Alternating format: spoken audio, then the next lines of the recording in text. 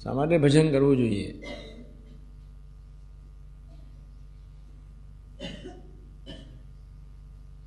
Science બહુ સ્પષ્ટપણે કહે છે કે માનવના શરીરનું હૃદય જેટલું લોહી બનાવે એમાંથી 75% લોહી બ્રેઇન વાપરે. કેટલું? આટલું જ. એટલે પ્રકાશ સાંભળજો બરોબર. હા, 25% શરીર આખું વાપરે, 75% એ બ્રેનને આટલા બધા લોહીની જરૂર શા માટે પડતી છે? ભગવાન સૃષ્ટિના સર્જનહાર કેવા સર્વજ્ઞ, એના માનવનું મશીન જ એવું બનાવ્યું કે જો અડધું લોહી આપ્યું તો બધા હાર્ટફેલ થઈ જાય અને મોડા થઈ જાય. 75% બ્લડ લોહી વાપરે, 25% બાકીનું શરીર ફેફસા સાથે, જઠર સાથે, લીવર સાથે, બધી નર્વસ સિસ્ટમને ચલાવવા માટે વપરાય. 3 રીતે માનસિક શક્તિનો દુરુપયોગ થાય છે. એક ચિંતા. બરોબર સમજજો.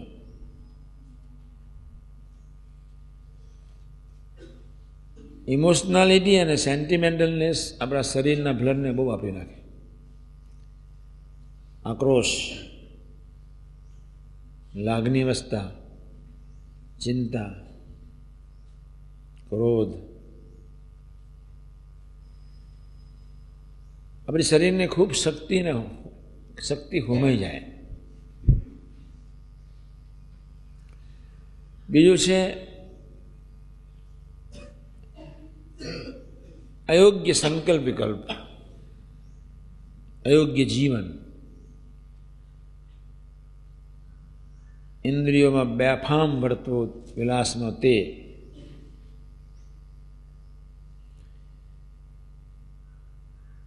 મન વધારે ગંદુસ થતું જાય.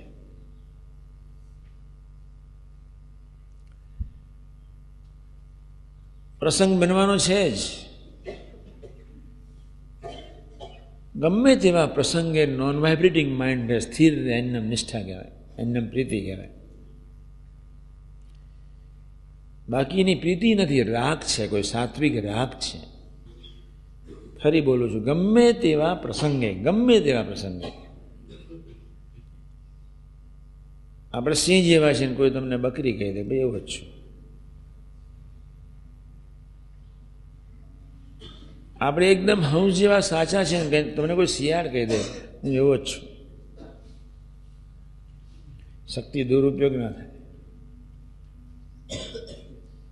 તમે સાચા છો ને તમને કોઈ ખોટા કહી દે, અને તે વખતે જે તમારી પ્રચંડ શક્તિ વાઇબ્રેટિંગની અંદર જે વપરી જાય છે એ આત્માને ગંદો બનાવી દેશે, આત્માની શક્તિને હીન કરી દેશે.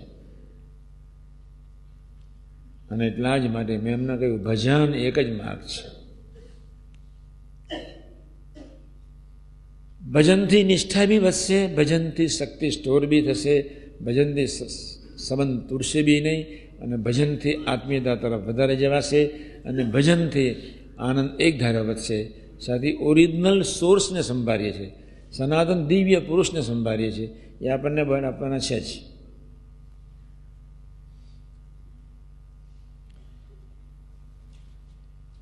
આધ્યાત્મિક દુનિયાના માર્ગે ભગવાનને સંતના સંબંધમાં આવ્યા પછી જે કાંઈ પ્રસંગો બને છે, વાહ વાયો નર્યું ખસ્યું, બસ આપણો કોઈ દુશ્મન જ નથી. તમારું મન તમારું દુશ્મન છે જે તમને ખબર નથી. તમારી બુદ્ધિ તમારું દુશ્મન છે જે તમને ખબર નથી. તમારા સ્વતંત્રપણે જીવવાના રાગ એ તમારા દુશ્મન છે જે તમને ખબર નથી. આપણે શક્તિ ખૂબ વેડફી દઈએ છીએ.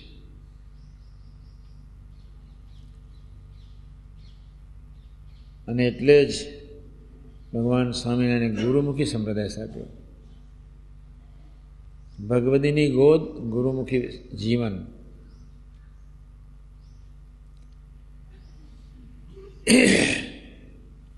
જીવબાન લાડુભાઈ હરજી ઠક્કરને કહ્યું, મહારાજ આવે છે, બધી વ્યવસ્થા કરવાની છે. બહુ મસ્ત માણસ હતા. એથી આગળ ખાનદાન માણસ હતા, એથી આગળ સ્થિર હતા, એથી આગળ તુહી તુહી હતા.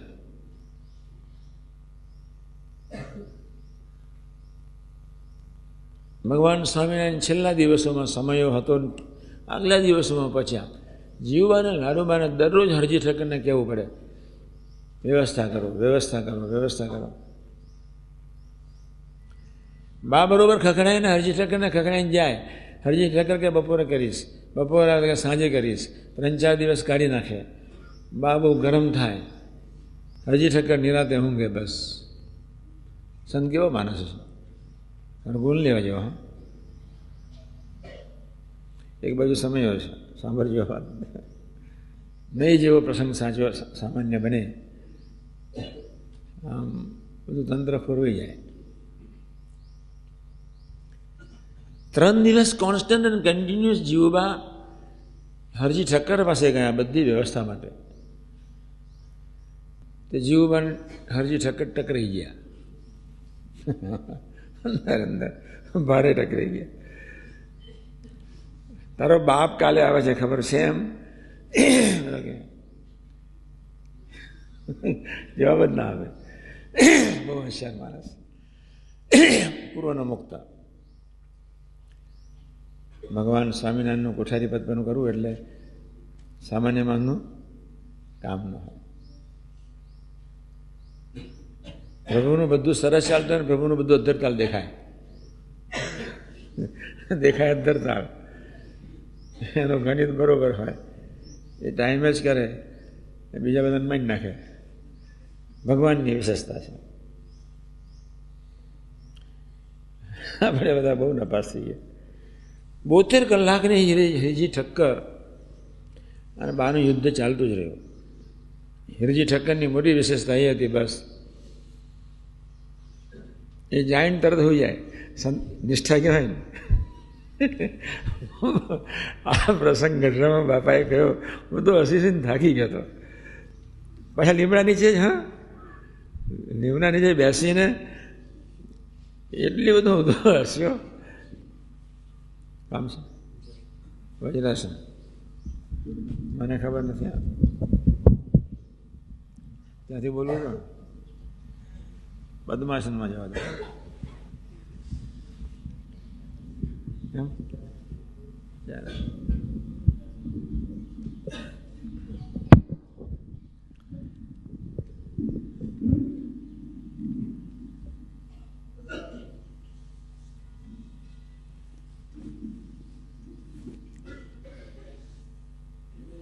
દાદા ખાચરની ભોળી પકડતી, હરજી ઠક્કરની ભોળી પકડતી થાય છે, રહે છે. બસ ભોળા માણસમાં એક નિરાત હોય, ડાપણવાળામાં નિરાત ના હોય. ભોળો માણસ ક્યારે ભૂલ કરે એને ખબર ન પડે, ડાપણવાળાને ખબર પડે. બે પ્રકૃતિના કામી છે.